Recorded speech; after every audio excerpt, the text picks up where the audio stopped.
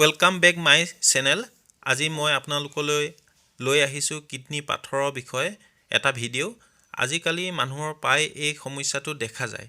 সেইকাৰণে মই আজি আপোনালোকলৈ এটা আয়ুৰ্বেদিক মেডিচিনৰ বিষয়ে লৈ আহিছোঁ। বলক তেনেহ'লে আজি ভিডিঅ'টো আৰম্ভ কৰোঁ। আপোনালোকক দেখাম এতিয়া কোনজোপা আয়ুৰ্বেদিক গছৰ পৰা আপোনালোকে কিডনী পাথৰ পেচাবৰ দৰজায়েদি আউট কৰিব পাৰি।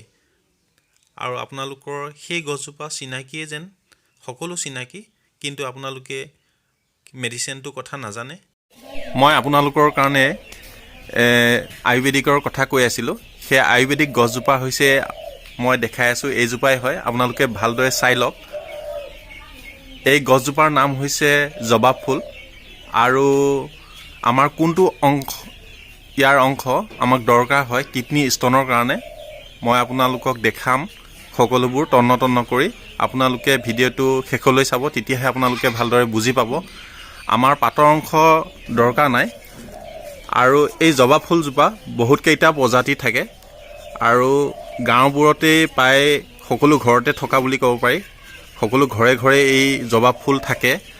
আৰু আমাৰ এই পাতবোৰ দেখিছে, পাতবোৰ আমাৰ দৰকাৰ হয়, কিন্তু বেলেগ বেমাৰৰ কাৰণে।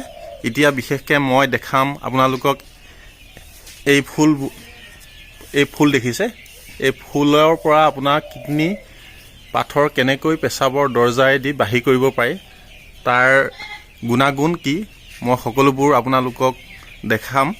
এতিয়া আপোনালোকে ভিডিঅ'টো চাই থাকক। আৰু লগতে এই ফুলৰ প্ৰজাতি বহুতকেইটা থাকে। জবা ফুল বুলি কওঁতে জবা ফুলৰ গছ বহুত কেইজোপা থাকে, তাৰ প্ৰজাতি। কিন্তু সকলো জবা ফুলে যেনে আপোনাৰ কিছুমান গুলপীয়া থাকে ফুলবোৰ, কিছুমান থাকে আপোনাৰ ৰঙা থাকে, ভালদৰে তেজৰ কালাৰ ৰঙা হয়। আৰু কিছুমান ফুল সৰু হয়, কিছুমান আৰু পাহবোৰ মেল খোৱা হয়। এতিয়া এই ফুলবোৰ আমি কেনেকৈ মেডিচিন কৰি আমি খাব পাৰিম, তাৰ বিষয়ে আপোনালোকক জনাই আছোঁ। ভিডিঅ'টো চাই থাকক। এই ফুলবোৰ দেখিছে আপোনালোকে, এই ফুলবোৰ এপাহ এপাহকৈ ছিগি ল'ব। ছিগি লোৱাৰ পিছত কি কৰিব আপোনালোকক মই দেখাই আছোঁ, চাই থাকক। এতিয়া মই ছিঙি আনিলোঁ আপোনালোকৰ জবা ফুল।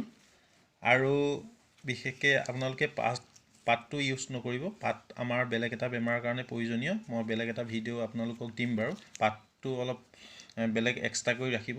আৰু মই 4 পাহ 5 পাহহে মই ছিগি আনিছোঁ। আপোনালোকে অলপ সৰহকৈ ছিগিব, কাৰণ আপোনালোকৰ বেমাৰ হৈছে যিহেতু। যাৰ এনেকুৱা কিডনী ষ্ট'ন আছে সেইসকল লোকে জবা ফুলৰ এই 4 পাহে নহ'ব, অলপ সৰহকৈ ছিগিব, কাৰণ ই 3-4 মাহ ইউজ কৰিব লাগিব, তেতিয়াহে আপোনালোকৰ কিডনী পাথৰ পেচাবৰ দৰজায়েদি আউট হ'ব। সেই হেতুকে আপোনালোকে অলপ সৰহকৈ ছিগিব। ছিগাৰ পিছত ইয়াক কি কৰিব লাগে মই সকলো বুজাই আছোঁ, আপোনালোকে চাই থাকক। এই ফুলবোৰ ভালদৰে আপোনালোকে ধুব, চাফ কৰি। ধোৱাৰ পিছত যিহেতু খাব লাগিব, সেইটো কাৰণে ভালদৰে ধুব। ধোৱাৰ পিছত আপোনালোকে এটা টান ৰ'দত আপোনালোকে মেলি দিব। এখন ডলাত বা এনেকুৱা ভাল এখন পাত্ৰত মেলি দিব। মেলাৰ পিছত ভালদৰে শুকাবলৈ দিব। আৰু যদি নুশুকায় তেতিয়াহ'লে ইয়াক পিচিবৰ দৰকাৰ নাই। আৰু ভালদৰে নুশুকোৱালৈ ইয়াক নিপিচিব। আৰু শুকোৱাৰ পিছত কণকণীয়াকৈ যেতিয়া শুকাব, তেতিয়া আপোনালোকে পিচিব। পিছাৰ পিছত এই ফুলবোৰ কি হ'ব, পাউডাৰ হ'ব। আৰু পাউডাৰ হোৱাৰ পিছত আপোনালোকে সেই পাউডাৰ কি কৰিব, ধুনীয়াকৈ কুহুমীয়া গৰম পানীত আপোনাৰ 2 চামুচ দিব। দিয়াৰ পিছত সেই পানীখিনি আপোনালোকে কণ্টিনিউৱাছ আহাৰৰ পাছত সেৱন কৰিব। এনেকৈ দিনটোত 2 বাৰ খাব। খোৱাৰ পিছত আপোনালোকৰ কিডনী পাথৰ আউট হৈ যাব। বুজি পালে নিশ্চয় ইয়াৰ উপকাৰী বিষয়। আৰু ইয়াৰ গুণাগুণৰ বিষয়ে কেনে পালে মোক কমেণ্টত জনাব। আৰু যদি ভিডিঅ'টো ভাল পাইছে তেতিয়াহ'লে লাইক কৰিব, কমেণ্ট কৰিব, ছাবস্ক্ৰাইব কৰি দিব। আৰু তলত থকা বেল বটনটো প্ৰেছ কৰিবলৈ নাপাহৰিব, কিয়নো নতুন ভিডিঅ' মই আপলোড দি আছোঁ। আপোনালোকে পোনপ্ৰথমে ন'টিফিকেশ্যনটো পাই যাব। আজিলৈ মই ভিডিঅ'টো ইমানতে সমাপ্ত কৰিছোঁ। আৰু নতুন এটা ভিডিঅ'ৰে পুনৰ লগ পাম। আজিলৈ বাই।